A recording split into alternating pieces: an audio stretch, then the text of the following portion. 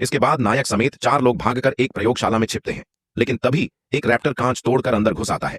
सब लोग जान बचाकर फिर से बाहर की ओर भागते हैं। इसी बीच एक बच्चा एक बटन दबा देता है और एक होलोग्राम डायनासोर तैयार हो जाता है। लेकिन जैसे ही वे बाहर निकलते हैं, ब्लू के नेतृत्व में रैप्टर्स उन्हें चारों ओर से घेर लेते हैं। हालात बेहद नाजुक थे।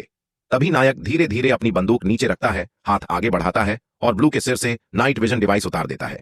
इस तरह नायक एक बार फिर रैप्टर्स का भरोसा जीतने में कामयाब हो जाता है। इसी दौरान इंडोमिनस रेक्स वहां पहुंच जाता है। अपने साथी को पीछे हटते देखकर वह बुरी तरह भड़क जाता है और एक ही झटके में ब्लू को थप्पड़ मारकर दूर फेंक देता है। ब्लू बेहोश होकर जमीन पर गिर जाती है।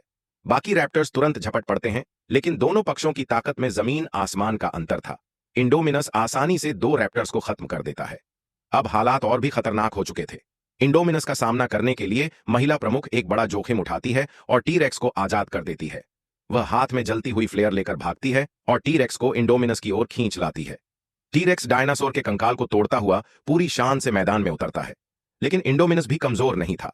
दोनों दैत्य गर्जना करते हुए एक दूसरे पर टूट पड़ते हैं, मगर उम्र का असर टी-रेक्स पर साफ दिख रहा था। थोड़ी देर बाद वह हार की दर्दनाक दहाड़ भरता है।